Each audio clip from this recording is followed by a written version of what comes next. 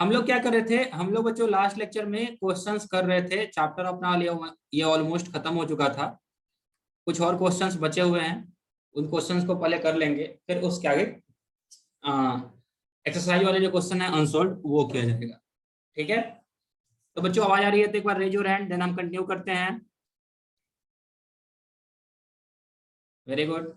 चलिए, तो देखिए देवान पढ़ेंगे पहला क्वेश्चन। ये वाला क्वेश्चन जो है ब्लू कलर वाले क्वेश्चन हैं, ये आज हम लोग करा जाएगा। देवान आप पढ़िए ये वाला क्वेश्चन, फर्स्ट क्वेश्चन ये पढ़िए। Okay. If action is always equal to the reaction, explain how a horse can pull a cart. अच्छा ओके, चलिए बहुत अच्छा क्वेश्चन है, थोड़ा सा इसको अच्छे से समझेंगे हम लोग।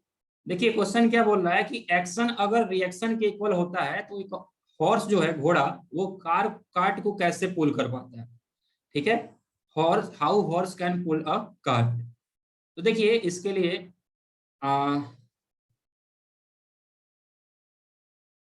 मैं एक इमेज डाउनलोड किया हूं ऑलरेडी, हॉर्स एंड कार्ट वाला, ताकि आपको समझने में आसानी हो। सबको दिख रहा है ये इमेज, एक हॉर्स है और एक कार्ट है। सही बच्चे, हाँ या ना? Yes sir. ओके, तो क्वेश्चन यहाँ पे क्वेश्चन ये है कि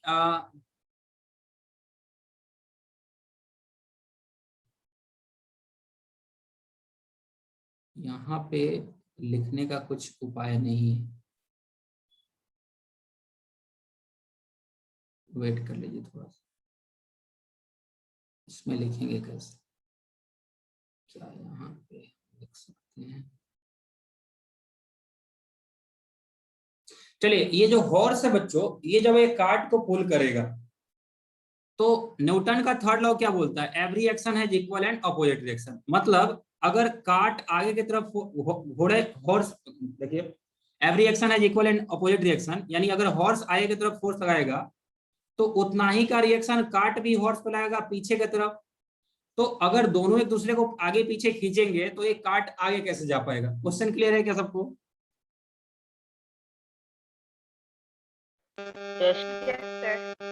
अपने को मालूम है ना कि अगर कोई चीज, जैसे मान लो कि ये एक कोई भी ऑब्जेक्ट है, कोई भी वाल है,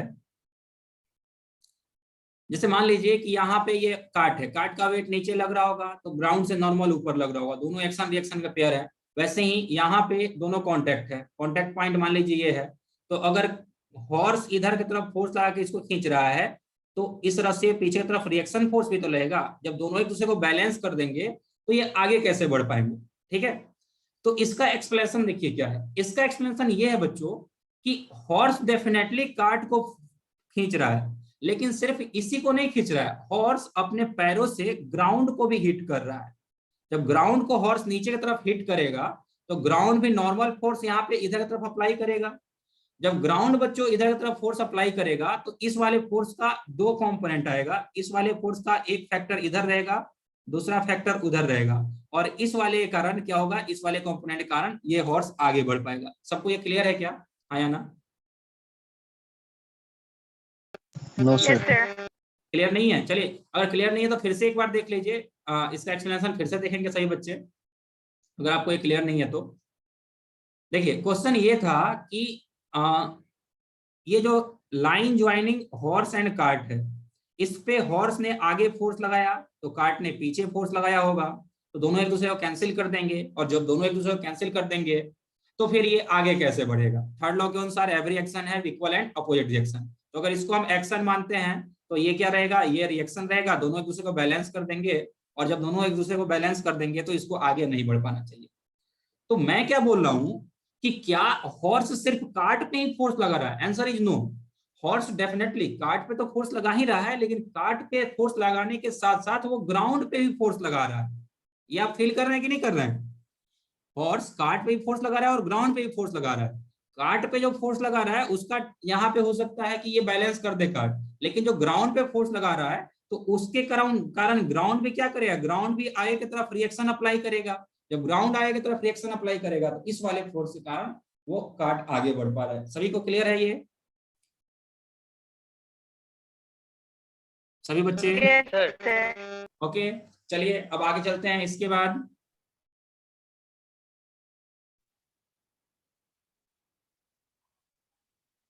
अगले क्वेश्चन पे आते हैं। अगले क्वेश्चन पे आने के लिए फिर से मुझे स्क्रीन शेयर करना पड़ेगा। देखिए अगला क्वेश्चन क्या है, क्वेश्चन नंबर 2।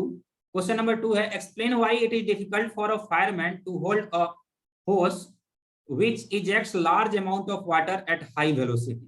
क्वेश्चन यहाँ पे बच्चों ये है कि एक फायरमैन जो होता है, फायरमैन जो होता है मतलब जो आग बुझाने वाले होते हैं, फायर फाइटर्स, वो लोग क्या करते हैं,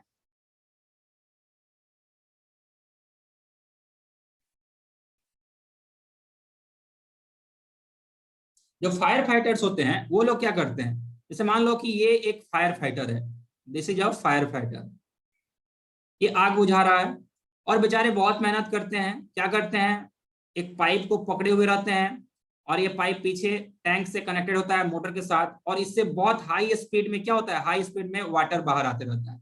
तो क्वेश्चन ये है कि इसको पकड़ने में इसको डिफिकल्टी क्यों होती है, ठीक है। तो इसके पीछे का भी रीजन क्या है, due to conservation of momentum, due to conservation of momentum. देखिए क्या था, पहले ये था एक पाइप, ये है बच्चों एक pipe, this is a pipe.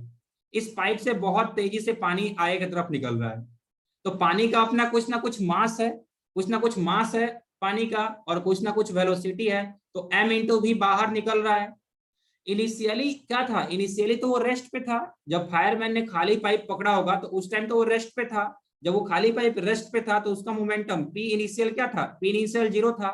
P final क्या होगा, पी फाइनल भी 0 होना चाहिए, अगर पी इनिशियल 0 है तो पी फाइनल भी 0 होना चाहिए।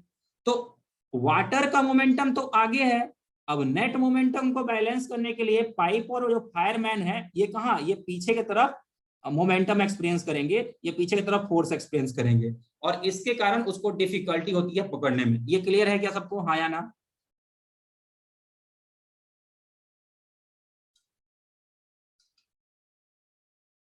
Yes, sir. अर्नोल, देवान, No, Yes. sir. कंफर्म ना? Okay very good. अब चलते हैं इसके पास अगले अगले क्वेश्चन पे। अगला क्वेश्चन देखिए क्या है, next question is, next question is from A rifle of mass 4 kg। Mass of rifle कितना है बच्चों, मास ऑफ राइफल है 4 kg, ठीक है। A bullet of mass 50 gram is fired with an initial velocity of 35 meter per second. Calculate initial recoil velocity of rifle. Initial recoil velocity of rifle अपने को calculate करना है, ठीक है। चलिए इसको सॉल्व करते हैं। देखिए एक राइफल है, राइफल को मैं नॉर्मल एक छोटे से गन की तरह बना रहा हूं।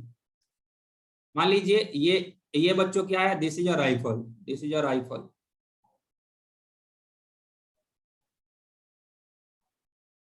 ठीक है, ये राइफल है। राइफल का मास दिया हुआ है, मास ऑफ राइफल दिया हुआ है, मास ऑफ राइफल, राइफल का नाम ए हमने दे दिया, तो mass of A equal to दिया हुआ है कितना, 4 kg। उसके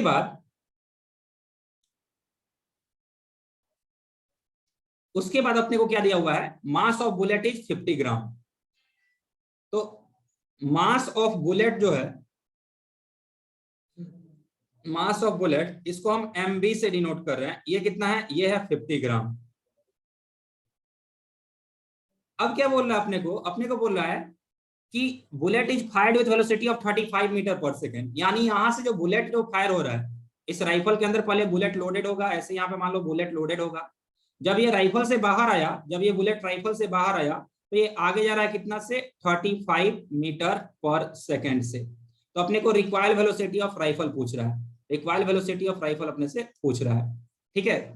तो यहाँ पे भी इस पूरे प्रोसेस में भी कोई भी एक्सटर्नल फोर्स नहीं लग रहा है, और जब एक्सटर्नल फोर्स नहीं लग रहा है तो देखिए हम यहाँ पे क्या बोल सकते हैं, since no external force, since no external force is acting here,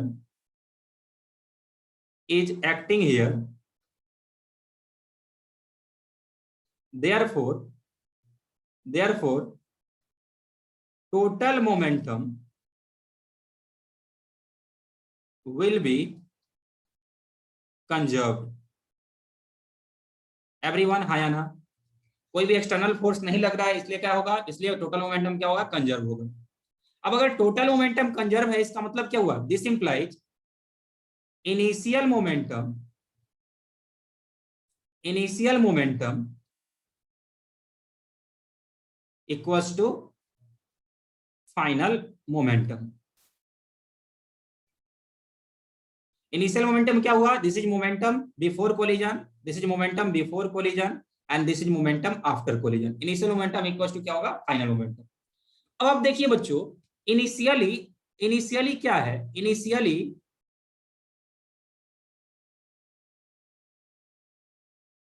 initially bullet जो है वो राइफल में लोडेड है।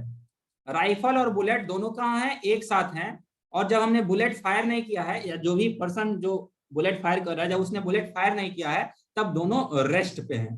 तो यहाँ पे हम बोल सकते हैं कि initial velocity of bullet as well as rifle is zero. Initial velocity of bullet as well as rifle is zero. तो इनिशियल मोमेंटम कितना होगा, इनिशियल मोमेंटम होगा mass of rifle that is 4 kg plus mass of bullet that is 50 gram. 50 gram को KG में convert कर दीजिए 1000 से divide करके, तो ये हो गया मास इनटू इनिशियल वेलोसिटी कितना है, जीरो। क्योंकि मोमेंटम का फॉर्मूला क्या होता है, मोमेंटम इक्वल होता है m into V. P equal to क्या होता है, मास इंटू वेलोसिटी। इस फॉर्मूला का हम लोग यूज कर रहे हैं, P equal to m into V का हम लोग यूज कर रहे हैं। तो इनिशियल मोमेंटम ये हो गया and this will be equal to final momentum. This will be equal to final momentum that is momentum of P of gun, momentum of gun plus P of momentum of bullet. ठीक है, तो momentum of gun कितना होगा, तो mass of gun कितना है, mass of gun मानते हैं ma है, लिया हमने ma into velocity of gun v plus mass of bullet कितना है mb है इंटू वेलोसिटी ऑफ बुलेट कितना है, यह है 35 मीटर पर सेकेंड। तो इसको आगे लेके चलते हैं बच्चों। इनिशियली ये वैल्यू तो जीरो आ गया था, तो इसको फर्दर हम क्या लिख देंगे, zero equals to mass of A कितना है, मास ऑफ गन कितना है 4 kg, तो mass of gun is 4 kg, this is 4 into mass velocity of bullet v अपने को फाइंड करना है, प्लस मास ऑफ बुलेट कितना है 50 ग्राम। 50 ग्राम को हमने केजी में कन्वर्ट कर दिया इनटू वेलोसिटी ऑफ बुलेट कितना है 35 मीटर पर सेकेंड। ठीक है, अब देखिए क्या हो रहा है, इसको आगे और लेके चलेंगे। दिस इंप्लाइज ये टर्म हो गया जीरो, ये हो गया 4v, ये हो गया 4v, यहाँ पे एक जीरो से जीरो क्या हो गया, कैंसिल हो गया। ये कितना हो जाएगा, ये हो जाएगा 5 5 जा 25। मैं अपने ढंग से ही कैलकुलेशन करूंगा, 50 25 के 5 हाथ में 2 5 3 15 16 17, ये 175/100। ठीक है, अब इसको फर्दर आगे लेके चलेंगे, तो क्या होगा, this is zero is equal to 4v plus 1.75 और आगे लेके चलेंगे, so this will be equal to minus 1.75 equals to 4v और आगे लेके चलेंगे, v will be equal to minus 1.75 divided by 4। Everyone यहां तक हाँ या ना, सही बच्चे बताएंगे, यहां तक हाँ या ना। Yes, sir. ओके, अब इसको सिंप्लीफाई आप कर लीजिए। इसको सिंप्लीफाई करेंगे तो कितना आएगा, माइनस 0.4 चौका 16 4 3 12 13 14 15 4 7 28 0.43 मीटर पर सेकेंड। ये क्या आएगा, this is required velocity of gun, this is required velocity of gun. तो सही बच्चों ने नोट कर लिया है क्या, नोट नहीं किया तो बताइए, शुरू से लाता हूं मैं। चलिए नोट कर लीजिए यहां से। Yes, sir. Sir, हाँ सर बीच में इससे पहले जब चैप्टर 1 चल रहा था तभी मैं एब्सेंट थी क्योंकि मेरी मम्मी का ऑपरेशन था, तो मैं हॉस्पिटल में थी, तो मैं वो नोट्स नहीं ले पा रही थी। तो मैं किसी से मांग रही थी आर्नल्ड से, वो रिप्लाई ही नहीं कर रहा था सर। मैं किससे अच्छा, एनीवन किसी के पास नोट्स है तो प्लीज आप लोग प्रोवाइड कीजिए, एक दूसरे को शेयर किया कीजिए। देवान आपके पास है क्या? सर मेरा भी कंप्लीट नहीं है, मेरा भी क्लास 1 नहीं किया था फिजिक्स का, अच्छा। इसलिए अच्छे से नहीं है। सर आपके क्लास का नोट्स है पर उसके आगे का नहीं है। अर्नोल आपके पास है क्या? सर मेरे पास भी पूरा कंप्लीट नहीं है सर, हाफ ही है सर। कोई बात नहीं बच्चों, मैं क्या करूंगा ना, अपना ए वाला चैप्टर खत्म हो जाएगा ना तो मैं आप लोग को उसको भी, वो चैप्टर का भी जल्दी जल्दी रिवाइज करवा दूंगा, ठीक है ना। ओके बच्चों? हाँ सर, एक्चुअली वो नोट्स चाहिए था। हाँ, वो मैं क्या बता रहा हूँ ना, उन सभी लेक्चर्स का वीडियो रिकॉर्डिंग भी शायद अवेलेबल होगा आपके ग्रुप पे, तो वो वीडियो भी आप लोग देख करके नोट्स बना सकते हैं। और फिर भी अगर दिक्कत हो तो कोई सर बात नहीं, पर्सनली तो मुझे बोलना, मैं बना के दे दूंगा नोट्स। ओके ना? अच्छा ठीक है। ठीक है, ओके। हाँ चलिए इसको नोट कर लीजिए जल्दी से।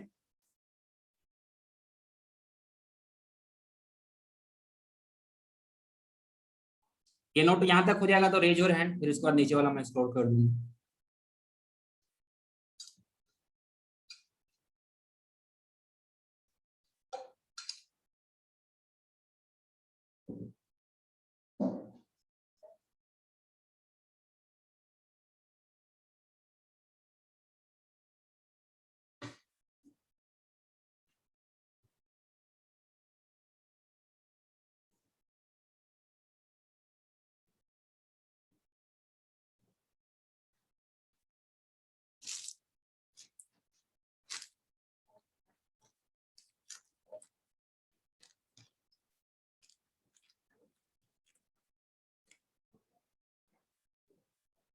ओके एवरीवन, नोट हो जाएगा तो रेज योर हैंड।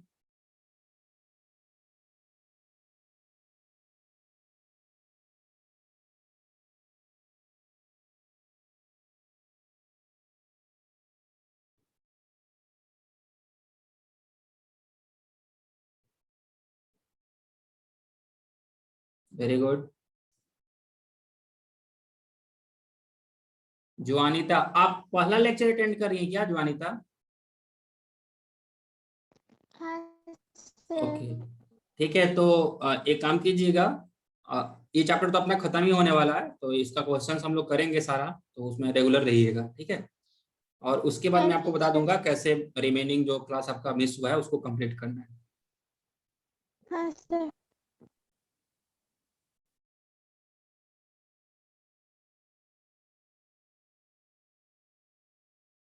अब ये नोट कर लीजिए।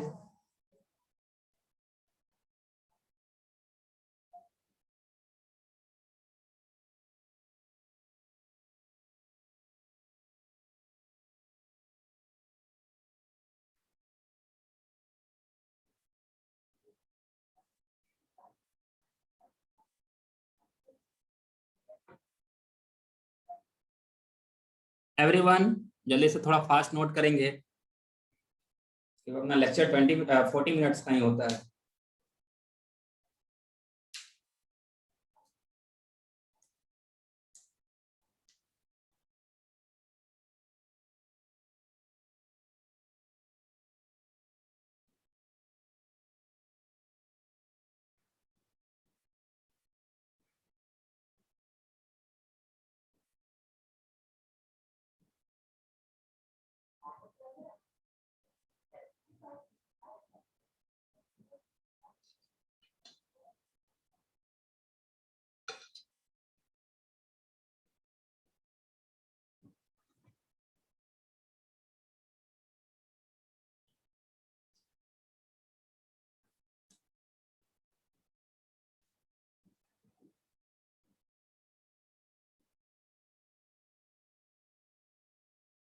नोट करने के बाद raise your hand.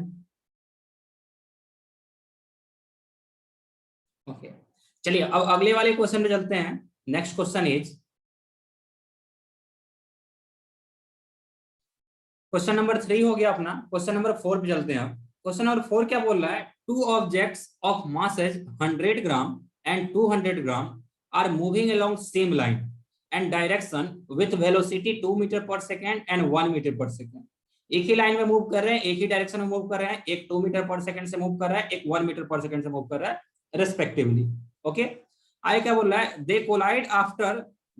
collide and after collision first object moves at velocity of 1.67 meter per second. दोनों को कोलिजन होता है, कोलिजन के बाद जो पहला ऑब्जेक्ट है वो 1.67 मीटर पर सेकेंड से मूव कर रहा है। Then we have to determine velocity of second object. ठीक है बच्चों, तो चलिए इसको सॉल्व करते हैं। यहाँ पे देखिए क्या, इस वाले क्वेश्चन में we are having to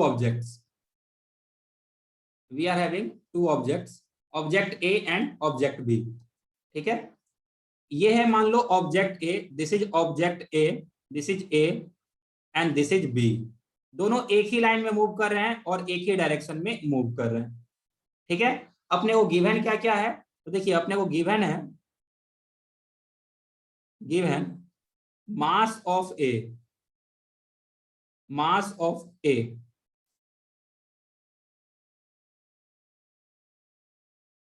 mass of A equals to M A, इसका वैल्यू गिवन है। और क्या गिवन है, और गिवन है mass of B equals to M B, ये वैल्यू भी गिवन है। ऑल्सो अपने को गिवन है velocity of, velocity of A before collision, before collision.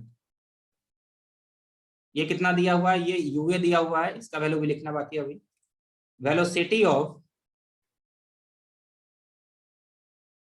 Velocity of B before collision, इसको हम लोग यू बी से डिनोट कर रहे हैं। ये भी अपने क्वेश्चन में गिवन है। Velocity of A after collision, after collision इसको हम लोग वी ए से डिनोट करेंगे। And velocity of, velocity of B after collision, इसको हम लोग वी से डिनोट करेंगे। ठीक है, तो देखिए इन सभी का वैल्यू अपने को गिवन है। कितना कितना वैल्यू दिया है देखते हैं। Mass of A, two object of mass 100 gram and 200 gram, 2 meter and 1 meter per second से मूव कर रहे हैं। 100 gram, 100 gram, 200 gram, 2 meter per second and 1 meter per second से मूव कर रहे हैं। ठीक है, तो मास जो 100 ग्राम है उसको केजी में कन्वर्ट कर देते हैं तो कितना हो जाएगा, 100 by 1000 kg means 0.1 kg. Mass of B कितना हो जाएगा, 200 बाई 1000 केजी, ये कितना हो जाएगा, ये हो जाएगा 0.2 केजी। उसके बाद बोल रहा है क्या कि दोनों का कोलिजन हो रहा है and after collision, after collision first object move with 1.67 meter पर सेकंड। ठीक है, जो फर्स्ट ऑब्जेक्ट है ए, इसका आफ्टर कोलिजन वेलोसिटी हो जा रहा है 1.67 मीटर पर सेकेंड। तो वेलोसिटी ऑफ बी अपने को फाइंड करना है। ओके सही बच्चे, जल्दी से गिवन डाटा लिख ले, उसके बाद इस क्वेश्चन को हम लोग सोल्व करेंगे। गिवन डाटा लिख करके raise your hand.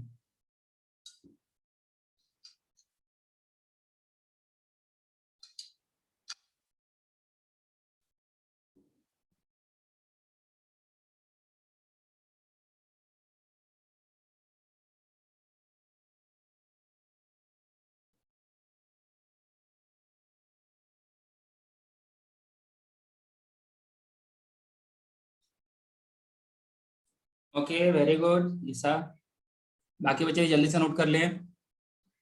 Very good देवान, बहुत बढ़िया, बहुत बढ़िया, बहुत बढ़िया। चलिए अब इसको सॉल्व करते हैं बच्चों।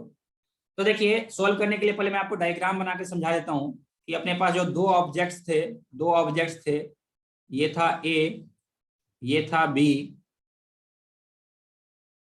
बी इधर जा रहा था 1 मीटर पर सेकेंड से और ये इधर जा रहा था 2 मीटर पर सेकेंड से। दोनों आगे जाके कोलाइड किए, दिस इज ड्यूरिंग कोलिजन। दोनों आगे जाकर के कोलाइड किए और कोलिजन के बाद ए जो है, कोलिजन के बाद जो ए है वो जा रहा है 1.67 मीटर पर सेकेंड से। तो कोलिजन के बाद जो बी है वो किस वेलोसिटी से जाएगा ये अपने को फाइंड करना है। This is before collision, this is before collision,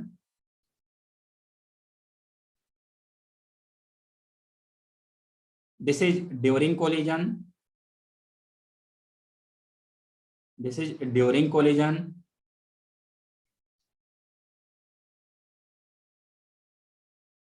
and this is after collision,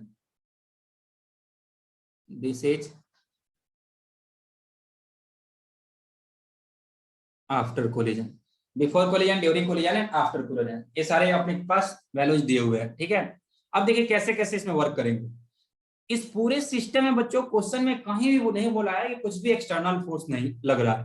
ठीक है ना, और ध्यान रखिए कभी भी अगर एक्सटर्नल फोर्स नहीं लगेगा मींस वहां पे क्या करना, अपने को मोमेंटम कंजर्व करना है। तो सबसे पहले since no external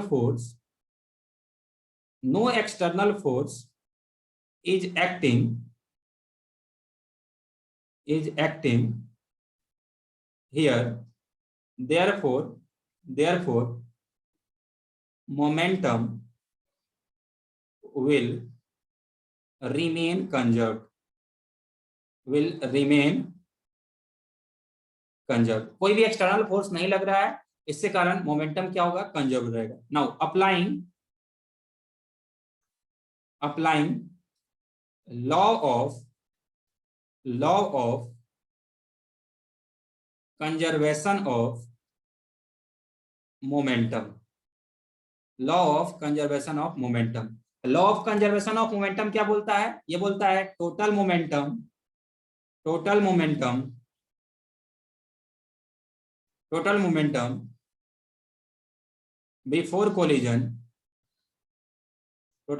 before collision equals to total momentum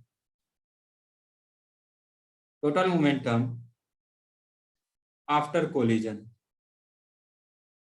law of conservation of momentum क्या बोलता है, total momentum before collision equals to total momentum after collision. अब बच्चों याद रखिएगा, मोमेंटम का फॉर्मूला क्या होता है, मोमेंटम P इक्वल्स होता है m into v. तो मोमेंटम बिफोर कोलिजन, तो अपने पास सिस्टम में कितने ऑब्जेक्ट हैं, 2 ऑब्जेक्ट हैं. मोमेंटम बिफोर कोलिजन क्या होगा, तो momentum of A before collision plus momentum of B before collision. तो इसको क्या लिखेंगे, इसको लिखेंगे MA into UA plus MB into UB. This is momentum of system before collision equals to momentum of system after collision. This will be equal to MA into VA plus MB into VB. अब देखिए अपने पास इसमें से सभी values दिए हुए हैं. अपने को MA दिया हुआ है, MA तुम कितना हो, तो MA बोला मैं हूं 0.1 और MB तुम कितना हो, MB बोला मैं हूं 0.2. बहुत बढ़िया. MA is 0.1, MA is 0.1 and MB is 0.2. Similarly, इधर भी MA is 0.1 and MB is 0.2. उसके बाद चलेंगे UA UB के पास. UA तुम कितना हो, UA बोला मैं हूँ 2 मीटर पर सेकेंड और UB बोला मैं हूँ 1 meter per second. Very good. तो देखिए बच्चों, UA कितना है, UA है 2 meter per second. UA is 2 meter per second और UB is 1 meter per second. तो this is momentum before collision. इधर VA कितना है, VA is 1.67 meter per second and VB तो अपने को फाइंड करना है. सही बच्चे बताएंगे यहाँ तक सबको समझ में आया कि नहीं आया, हाँ या ना, यस और नो. एवरीवन बताइए.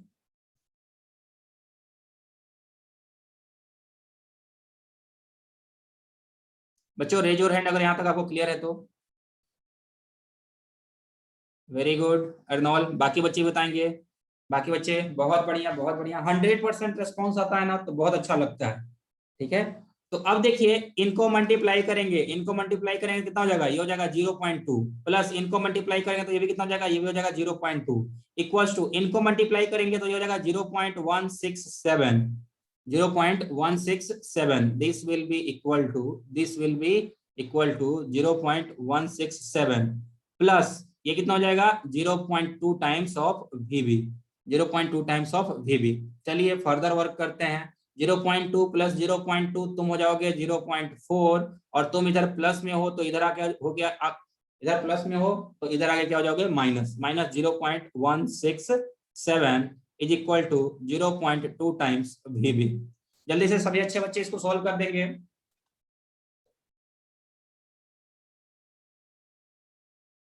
अच्छे बच्चे जल्दी से इसको सॉल्व कर देंगे.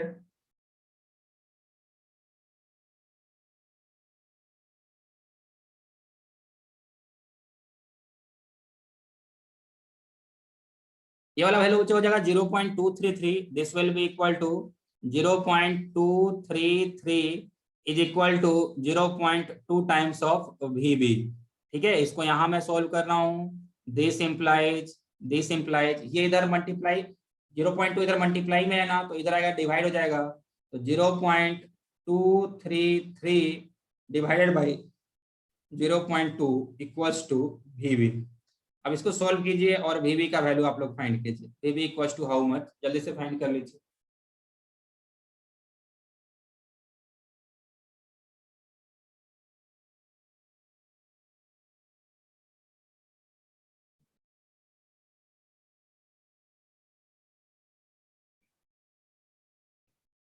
कोशिश करें बच्चे जल्दी से।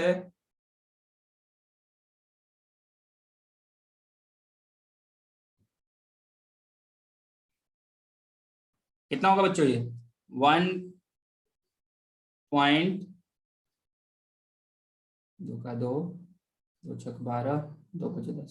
1.10 this will be equal to 1.165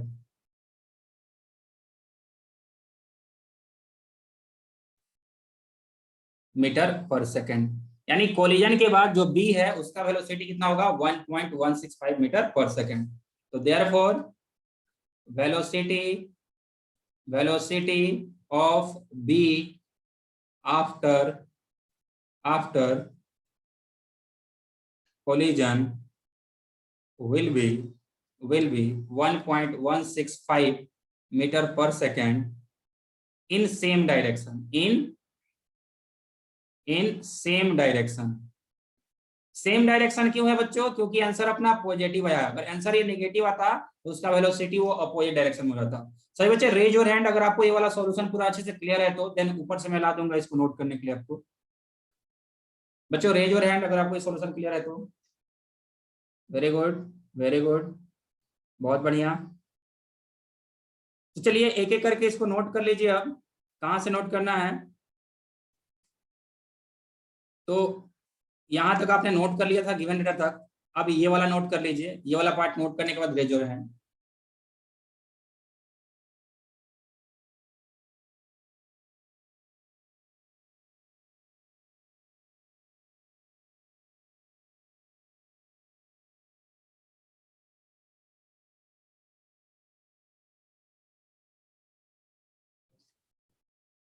note हो जाएगा तो रेज योर हैंड और थोड़ा फास्ट नोट कीजिए।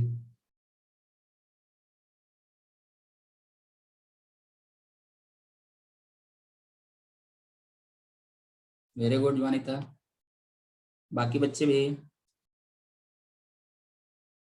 बहुत बढ़िया, बहुत बढ़िया। चलिए इसके बाद ये वाला पार्ट नोट कर लीजिए। वेरी गुड ईसा, बहुत बढ़िया, बहुत बढ़िया। इतना जल्दी तुम लोग लिख लिए? यहां तक सबका कंप्लीट हो गया? हाँ या ना? रेज योर हैंड एक बार और। ओके ओके, 3 लोगों ने रेज किया हाथ। Okay very good. चलिए तो लास्ट लाइन भी लिख लीजिए, इसके बाद फिर अगले क्वेश्चन में चला जाएगा।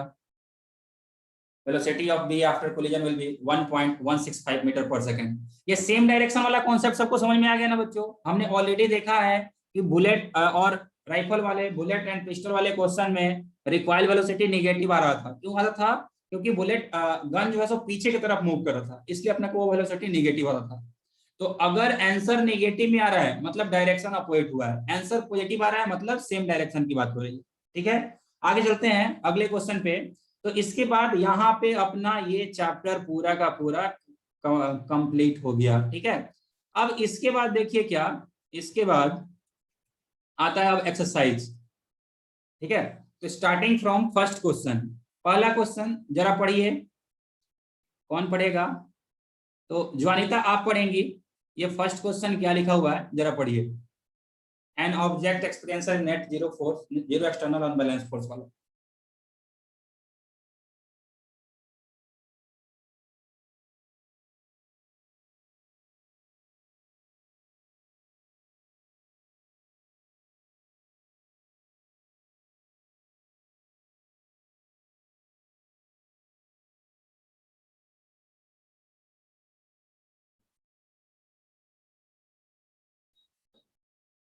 चलिए देखिए बच्चों, ये पहला क्वेश्चन क्या है? फर्स्ट क्वेश्चन है कि an object experiences net zero external unbalance force. ठीक है, मतलब कोई एक ऑब्जेक्ट है बच्चों, कोई भी एक ऑब्जेक्ट है, जैसे मान लो ये एक ऑब्जेक्ट है, इसके ऊपर एक्सटर्नल जो फोर्सेज लग रहा है ना वो जीरो हैं। This object is experiencing zero external unbalance force. ठीक है, उसके आगे क्या बोल रहा है, is it possible for object to be travelling with non zero velocity. यानी अगर किसी ऑब्जेक्ट के ऊपर कोई भी अनबैलेंस फोर्स नहीं लग रहा है, अगर किसी भी ऑब्जेक्ट के ऊपर नेट एक्सटर्नल फोर्स जीरो है, तो क्या वो ऑब्जेक्ट ट्रेवल कर सकता है, क्या वो ऑब्जेक्ट मूव कर सकता है? आप लोगों का क्या मानना है? कोई बच्चा बताएगा कि कोई एक ऑब्जेक्ट है, उसके ऊपर लगने वाला नेट फोर्स जीरो है, किसी भी ऑब्जेक्ट के ऊपर लगने वाला नेट फोर्स जीरो है, तो उसका वेलोसिटी क्या होगा? उसका वेलोसिटी नॉन जीरो हो सकता है क्या? क्या मानना है आप लोगों का? नॉन जीरो होगा वेलोसिटी। देखो वेलोसिटी जो है ना, that may be non zero, that sorry sir. हाँ बोलिए। यस अपने से पूछ रहा है, is it possible that object to be travelling with non zero velocity? क्या ऐसा पॉसिबल है कि ऑब्जेक्ट के ऊपर फोर्स नहीं लगे तो वो ऑब्जेक्ट नॉन जीरो वेलोसिटी से मूव करे, यानी वो ऑब्जेक्ट मूव करे, ऐसा पॉसिबल है? तो इसका आंसर है yes, yes it is possible, yes it is possible. यह पॉसिबल क्यों है? क्योंकि देखिए न्यूटन का फर्स्ट लॉ ध्यान में लाइए। न्यूटन का फर्स्ट लॉ क्या था? A body in rest wants to be in rest, a body in motion wants to be in motion in same direction until or unless some external force is applied on it, external unbalanced force is applied on it। ठीक है, तो Newton का law ही है ना, Newton का law ही है ना कि जो मोशन में है वो मोशन में रहेगा। न्यूटन के लॉ का ये पॉइंट है ना, body in motion, body in motion, body in motion wants to be in motion until some external unbalanced force